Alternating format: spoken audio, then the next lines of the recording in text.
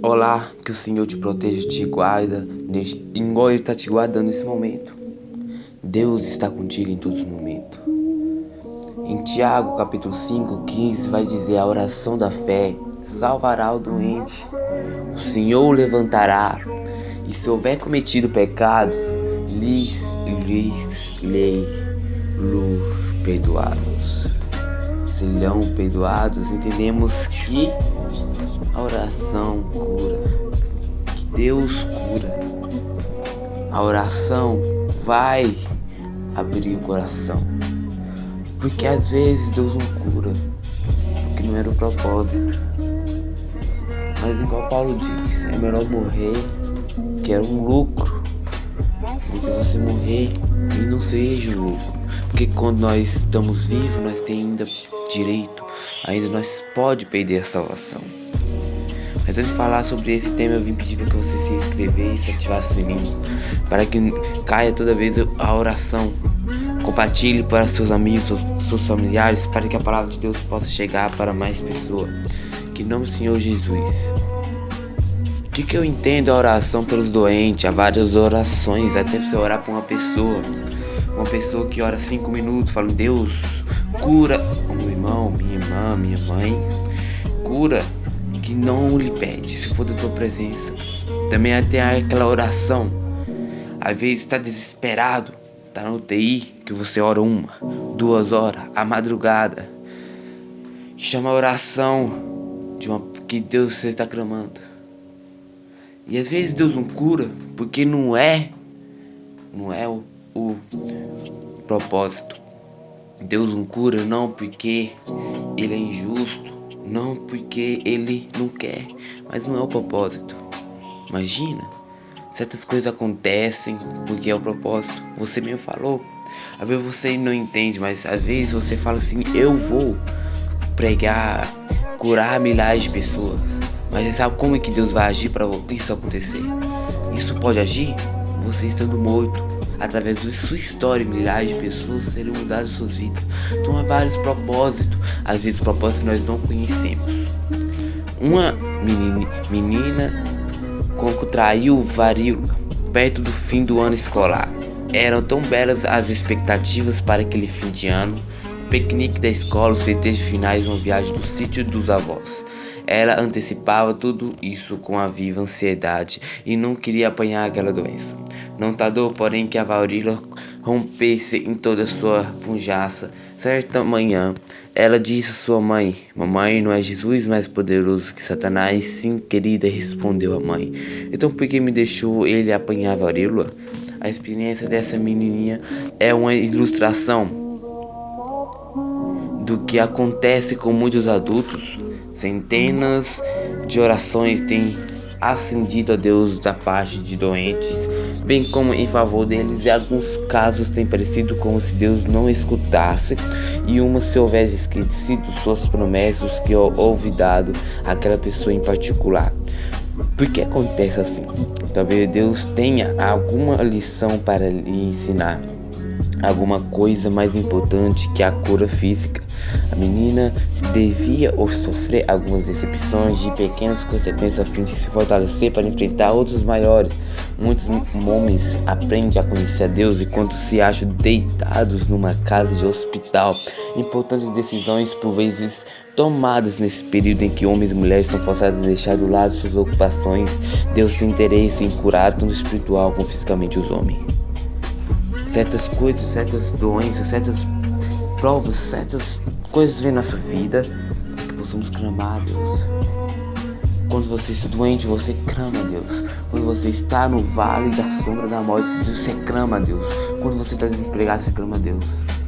Eu entendo que às vezes quando as pessoas estão no pior da situação, faz propósito de 7 vezes ao monte, estão querendo conquistar algo, querendo um emprego, querendo que Deus abençoe, querendo o pão de cada dia. Mas quando Deus lhe dá o carro, limpa o carro no lava-jato, quando ele está no 5º dia, chove, ele tinha acabado de lavar o carro, chama ele para ir para o monte, ele não vai porque ele não quer sujar o carro. Entendemos o quê? Que o propósito, quando estamos com grandes coisas, Às vezes nós não estamos entendidos a fazer a mesma coisa, porque nós já conquistamos. Por isso que às vezes Deus não quer tirar do rico e Deus às vezes não quer abençoar o pobre, porque os dois podem largar a presença de Deus. Porque o rico se perder, vai falar que é culpa de Deus. Se o pobre ganhar, vai parar de se deleitar na presença de Deus. E há muitos motivos porque o Senhor não pode cancelar imediatamente a doença. Algumas delas são resultantes do pecado. Se bem que Deus perdoe, nem sempre pode afastar imediatamente as consequências. Ao orarmos pelos enfermos, peçamos que se faça a vontade de Deus e se cumpra o seu desígnio em nossa vida, é naquelas porque oramos. Quanto assim fazemos, temos a presença da salvação e da ressurreição, incomparavelmente mais importante que a cura física. Entendemos que orar pelos doentes, nós estamos clamando, mas não quer dizer que a oração será atendida. Se for atendida, é porque Deus. Imagina se uma pessoa morresse. A pessoa morresse, pode ser pro bem ou pro mal, vai depender como que ela morreu. Mas as pessoas não entendem. Nós que estamos aqui fora entendemos que é ruim. Deixou a filha, deixou os netos, deixou com as filhas, deixou muita coisa que podia se resolver. Mas o propósito de Deus é maior que o nosso. Certas coisas, se não morresse, não ia acontecer. Se Deus urge nós para que outra pessoa seja abençoada, então nós não entendemos o propósito. Antes de reclamar, nós devemos falar qual que é o propósito de Deus. Nós temos que agradecer pelos momentos que nos faz feliz.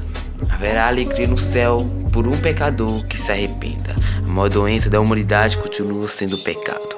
Mesmo que venham tantas doenças nos dias, dengue, covid, tantas doenças, mas a maior doença é o pecado que vem se alastrando, que vem se multiplicando, que é o pecado que vem varrendo os cristãos, que vem se decaindo, as pessoas continuando a fazer as coisas que são pecaminosas para Deus. Agora neste momento vamos orar. Deixe seu pedido de oração, o que você quer para a sua vida, financeiramente, espiritualmente, mentalmente, que Deus esteja contigo, que possa cada vez te capacitar, te dando sabedoria. Coloque o nome dos seus amigos, familiares, que Deus possa abençoar eles também. Senhor Deus, toma minha vida em tuas mãos, dirige conforme bem lhe prover, que eu possa confiar em ti mesmo sem detrimento de situações conflitantes por Cristo Jesus. Às vezes Deus coloca coisas na sua vida, às vezes nós contraímos doenças mesmo que não estamos no nosso propósito. Nós estamos expectando a expectativa de isso acontecer. Isso vai acontecer nesse dia, esse que eu vou fazer no outro dia, esse que eu vou fazer na próxima semana, esse que eu vou fazer no próximo mês. Mas você não sabe se vai estar vivo, você não sabe se vai contrair doença, você não sabe se vai levar um acidente. Então entendemos certas coisas na sua vida.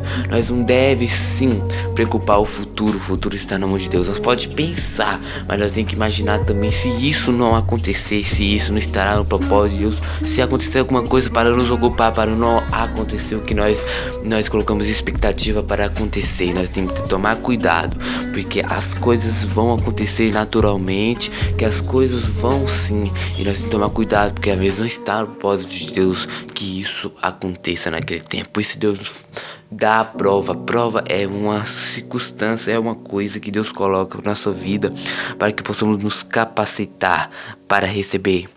A prova é como o professor passa depois de um ano todo ensinando para ver se o seu conhecimento está preparado para passar de ano. Então isso quer dizer, se você quer passar de uma vida melhor, vai vir prova, vai vir tristeza, vai vir angústia, vai vir choro, vai vir oração, jejum.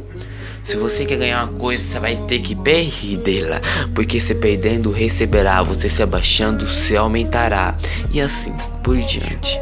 Nós entendemos que certas coisas na sua vida, nós temos que se humilhar. Humilhar o quê? O que você acha sobre humilhação? Humilhação é o que Jesus fez.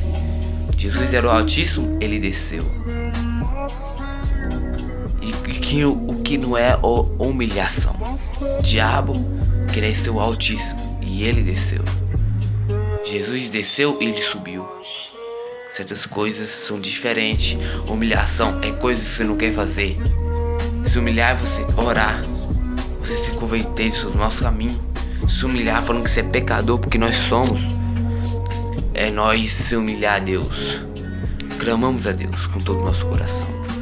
Humilhação nos levará ao trono. Mas o egoísmo, mais a angústia, mais a ganância, o orgulho.